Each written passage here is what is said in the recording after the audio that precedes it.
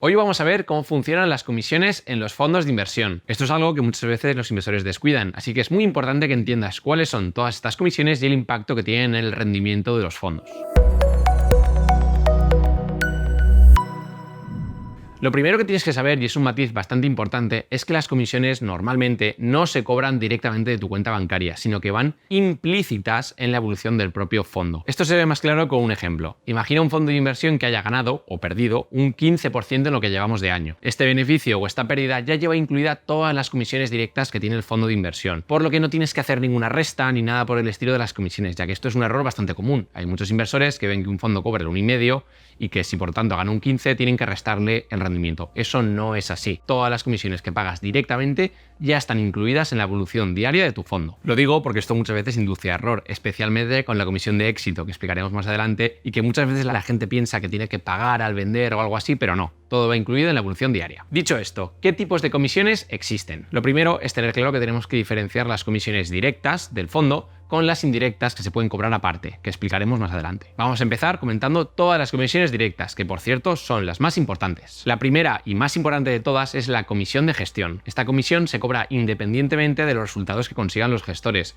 por sus ejercicios, su trabajo y su labor como gestores. Insisto, es independientemente de lo buenos o malos que sean. Siempre se cobra de una forma continua esta comisión. Esta comisión es la más alta de todas y suele representar el grueso de todas las comisiones que pagamos por la gestión de nuestros fondos. Deberás saber que el máximo legal de esta comisión es del 2,25%, aunque lo normal es que la mayoría de los fondos tengan unas comisiones más bajas, menos los bancos, que normalmente sí que aplican el máximo. Imagina un fondo que cobre el 1,5% de comisión de gestión. ¿Cómo funciona? Esta gestora divide el 1,5% entre todos los días de mercado. Por tanto, cada día te quitan un poquito de la rentabilidad del fondo, lo que significa que si el fondo sube ese día, subirá un pelín menos por el efecto de la comisión, o si baja, bajará un pelín más por el efecto de la comisión. Básicamente tienes que quedarte con que dividen este coste de un año entero en cada día que pasa. Debes de saber que quitando los bancos tradicionales, la mayoría de las gestoras tienden a competir relativamente en este tipo de comisiones y durante los últimos años estamos viendo cómo van bajando. Además, las comisiones que pagamos por la gestión de los fondos suelen cambiar según el tipo de fondo, tipo de activo en el que invierten o la gestora, siendo bastante variables entre ellas. Normalmente tienes que quedarte con que los fondos de renta variable suelen cobrar entre el 1,5 y 1,8%, mientras que los fondos mixtos o de renta fija que están más en torno al 1, 1,2, 1,4%. Insisto, aquí depende mucho, es difícil generalizar, pero normalmente podemos hacer esta escala. La renta variable es la más cara, luego mixtos y luego los defensivos o de renta fija. Ahora vamos a hablar de la siguiente comisión y la segunda más importante, la comisión de éxito, y que por cierto la comisión que más dudas genera en muchos de los inversores. Esta comisión lo que hace es premiar la gestión de los inversores y cobrar a mayores beneficios consigue.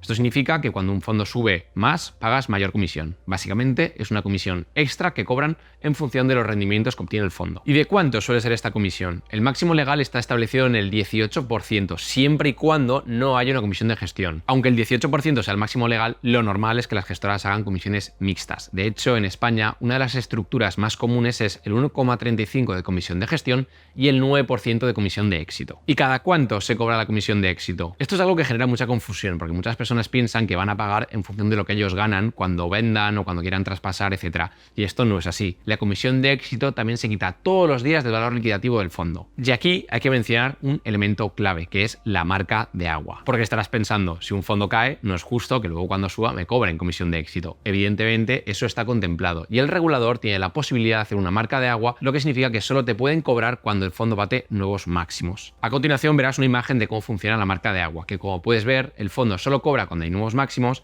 Si cae por debajo de los máximos, no te cobra nueva comisión de éxito hasta que no supera los máximos anteriores. Aquí hay un pequeño detalle que tienes que entender, que es si esta marca de agua es permanente o tiene una fecha de caducidad. ¿Esto qué significa? Algunas gestoras ponen un límite temporal a esta marca de agua. Digamos que si tiene unos mínimos de mercado y pasan 3 o 5 años, se resetea de forma que desaparece este máximo y vuelve a contar desde cero, por lo cual pueden volver a cobrarte comisión de éxito aunque no hayas vuelto a los máximos previos. Esta marca de agua temporal es relativamente rara, la mayoría de las gestoras no la cobran, pero tienes que saber que existe. A mí la verdad que me parece bastante feo que una gestora pierda un 40 o un 50% y pasan 3 años y entonces te cobra de nuevo la comisión de éxito por recuperar los máximos previos. A mí, sinceramente, si veo eso, me cuesta mucho invertir en esas gestoras. Pero bueno, que sepas que existe. Otro detalle, porque como verás, es bastante compleja esta comisión. Otro detalle importante es que la comisión de éxito puede estar referenciada o no a un índice. ¿Esto qué significa? Podrás pensar, hombre, no es justo que el mercado suba un 12%, mi fondo gane un 10%, o sea, haya ganado menos que el índice y me cobren comisión de éxito. Por tanto, hay fondos que ligan la comisión de éxito a un índice de referencia, por lo que solo te cobran ese 10, 12%, 8% de comisión de éxito por el porcentaje sobre el cual baten a su mercado. O sea que si ellos ganan un 10 y el mercado gana un 5, la comisión de éxito solo aplicará sobre este 5% extra que han sacado. Esto es lo lógico y lo que deberían hacer todas las gestoras, pero bueno, que sepas que no todas lo hacen. Y te estarás preguntando, ¿qué es mejor? ¿Comisión de éxito? ¿Solo comisión de gestión o un mix? Lo digo porque muchos inversores creen que lo lógico es que solo haya comisiones de éxito. Y esto tiene sus pros y sus contras. Es evidente que si hay una comisión de éxito, vas a pensar que este gestor va a hacer lo máximo posible por ganar dinero y vas a pensar que hay más alineación de intereses. Pero también tiene un lado negativo, porque el gestor se puede ver incentivado a asumir unos riesgos extremos, unos riesgos que no sean necesarios solo para cobrar un bonus mayor a corto plazo. Esta es la razón por la que muchas gestoras internacionales no aplican nunca comisiones de éxito y de hecho en ciertos países están hasta mal vistas. Y se presupone que solo tiene que haber comisiones de gestión. ¿Esto por qué es? Porque en el fondo tú tienes que pensar que este gestor y esta entidad van a hacer lo máximo posible por tener el mejor rendimiento para sus inversores a largo plazo. No van a hacer este tipo de jugarretas de intentar arriesgar mucho más ahora o mucho menos ahora. Debes presuponer que van a hacer lo mejor para ti. Por tanto, la comisión de gestión sería más que suficiente. Pero entiendo que hay inversores que no, que quieran por lo menos un mix. Entonces, ¿la solución del mix es interesante? Puede ser bastante interesante. Hay muchos inversores que prefieren que sus gestores tengan una mínima comisión de gestión del 1% o lo que sea, pero que además gran parte de sus beneficios venga ligados por esta comisión de éxito. Así, a mejores resultados obtengan, más ganarán a largo plazo. Por tanto, no hay una respuesta correcta. Entonces, tienes que decirlo tú. Quizá entre dos fondos iguales te decantes por el que tenga comisión de éxito o prefieras una comisión de gestión y así tener muy claro qué vas a pagar en todos los escenarios. Antes de continuar, quiero que tengas claro que estas dos son las principales comisiones y tu factura va a depender prácticamente en su totalidad de estas dos comisiones y de cómo se estructuren. Las demás son importantes, pero no tienen un impacto tan grande como la cantidad que cobren de gestión o si tiene comisión de gestión y de éxito. La siguiente comisión es la comisión de depositaría, que es quizá la menos importante de todas, pero que tienes que saber que existe. Básicamente esta comisión es la que cobran los bancos custodios del dinero y de las acciones que tienen los fondos de inversión, que suelen ser entidades diferentes a la propia gestora. Esta comisión suele oscilar entre el 0,03% y el 0,08%, así que como puedes ver no es muy relevante cuando hablamos de fondos que te cobran el 1,5% de comisión de gestión. No tiene absolutamente ningún impacto, aunque sí que es importante que las gestoras lo minimicen, sobre los costes totales. Además, debes de saber que existen algunos costes indirectos extra que aumentan la factura final que puedes pagar por tu fondo de inversión. Estos costes, por ejemplo, tenemos los costes de operativa, de brokeraje, costes incluso de análisis que alguna gestora te lo puede poner y que pueden incrementar la factura según el tipo de fondo. Este es un tema bastante técnico y complicado, así que tienes que quedarte con que hay un coste sobre todo extra que son las comisiones operativas que paga el fondo. Tú piensas que el fondo tiene que comprar y vender la cartera, entonces un fondo que esté constantemente comprando, vendiendo y haciendo operativa va a sufrir unos costes de compraventa, costes de la operativa diaria que hace el fondo, etcétera, lo que aumenta la factura final si sumamos todos los costes más allá de los ya comentados que pagas por la gestión del fondo de inversión. Aquí, por desgracia, no podemos hablar de una media o de un coste típico que tenga este tipo de comisiones, ya que depende mucho de la estrategia y del tipo de fondo. Con lo que sí tienes que quedarte es que todas estas comisiones van agrupadas en diferentes ratios que debemos de consultar para ver la factura total que pagaremos, incluyendo los costes de gestión, éxito depositaria y todas estas comisiones un poquito más indirectas que también están incluidas. Mi consejo es que miréis unos datos como son el ratio de costes netos o el TER, que muchas veces vienen en las fichas de los fondos. Por ejemplo, en Morningstar tienes el ratio de costes netos resumido en la ficha, que es un dato aproximado de toda la suma de costes que vas a pagar finalmente por el fondo y que representa de una forma bastante real cuánto se está pagando de media por la gestión del fondo. Antes de pasar a las siguientes comisiones, vamos a hacer un rápido resumen. Lo más importante con lo que tienes que quedar es que tienes la comisión de gestión y la de éxito, y debes de mirar muy bien cuánto cobran y qué estructura tienen para así diferenciar si es un fondo más o menos caro respecto a los comparables. Ahora vamos a hablar del segundo tipo de comisiones, que podríamos definir como comisiones indirectas o comisiones externas. Pero para aclararnos, son todas aquellas comisiones que no van incluidas en el valor liquidativo del fondo. El primer tipo son unas bastante famosas y que dan bastante error en Morningstar, que son las comisiones de suscripción y de reembolso. Básicamente son dos comisiones que te puede cobrar la gestora por el hecho de entrar o de salir del fondo de inversión. Tienes que saber que el máximo legal es del 5%, que es una auténtica barbaridad. Pero es una comisión que da a bastante engaño, porque prácticamente ningún fondo y ninguna gestora la cobran. Y cuando digo prácticamente ninguna, me refiero al 99,99% de los fondos. La inmensa mayoría no tienen esta comisión y lo raro es que se cobre. ¿Cuándo se aplica esta comisión? Vamos a explicar los casos en los que tiene sentido y cuándo se suele aplicar la comisión de suscripción o la de reembolso. La comisión de suscripción es aquella que pagaríamos por el hecho de entrar o aportar a un fondo de inversión. Esta comisión es probablemente la más rara de todas, ya que es muy poco común que una gestora quiera poner un muro tan grande como cobrarte un 2, un 3, un 5% por el hecho de entrar en un fondo de inversión. La mayoría de la gente no lo pagaría. Por tanto, ¿en qué escenarios nos cobrarían esta comisión? Esta comisión suele aplicar en casos en el que la gestora quiere hacer lo que llamamos un soft close o un hard close del fondo, que técnicamente significa que quieren reducir la entrada de capital en el fondo y por tanto es una medida para desincentivar que la gente entre. Pones una comisión de suscripción que nadie te la va a pagar o prácticamente nadie, de forma que bloqueas la entrada de nuevo dinero en la estrategia. Insisto que es bastante raro, conozco muy pocos fondos que apliquen esta comisión y que lo hagan de una forma continuada. Es realmente extraño, así que es una comisión que en la vida real no existe. La segunda es la comisión de reembolso y esta sí que es algo más común, aunque sigue siendo bastante rara. La comisión de reembolso sería la comisión que pagamos extra por irnos o vender una posición.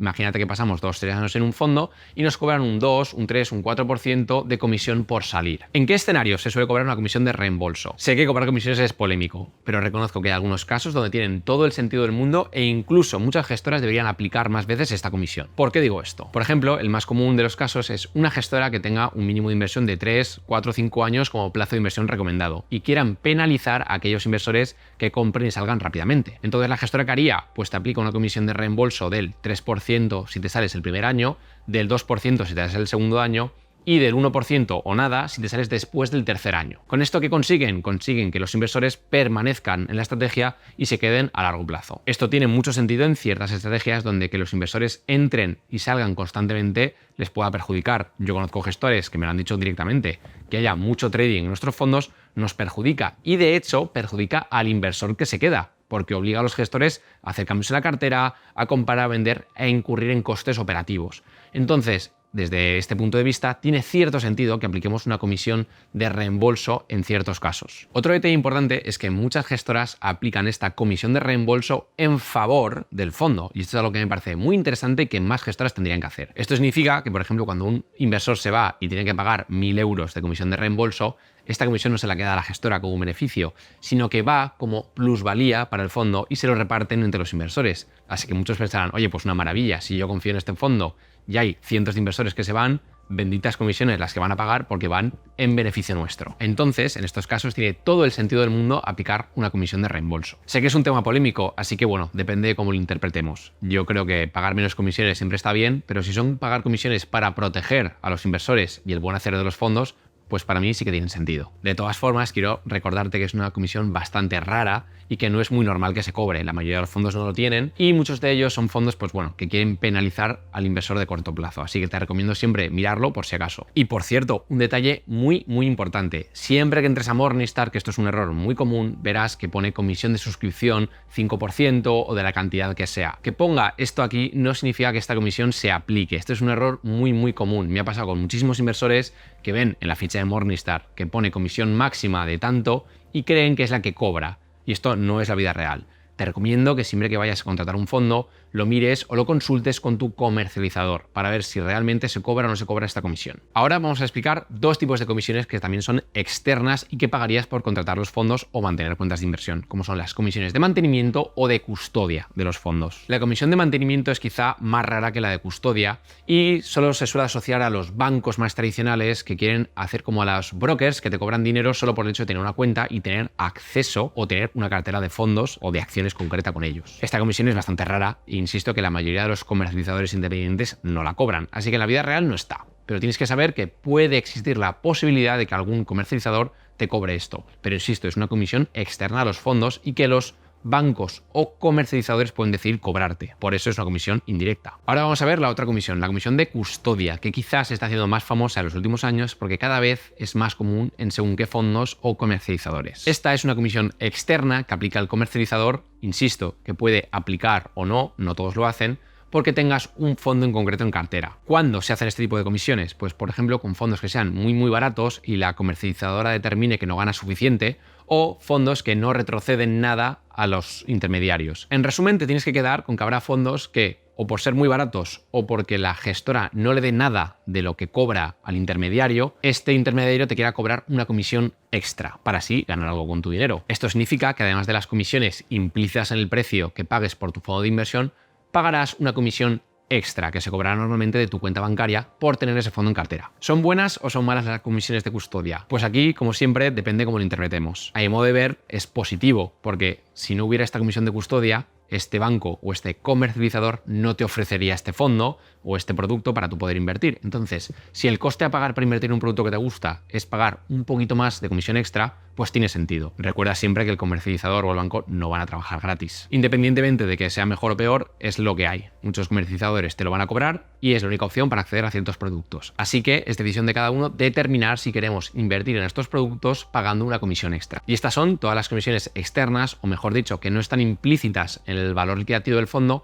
que puedes pagar cuando contratas una cartera o un fondo de inversión. Quiero insistir en que la mayoría de estas comisiones no se pagan. De hecho, la mayoría de los inversores tienen cuentas en comercializadores y no pagan ni comisiones de suscripciones, ni de reembolso, ni de custodia, ni de mantenimiento, y únicamente las que van directamente ligadas al valor liquidativo del fondo. Eso sí, siempre revísalo por si acaso, y cuando vayas a contratar un producto, revisa la ficha o los datos que te dé el comercializador para así verificar si tienes alguna de estas comisiones ocultas.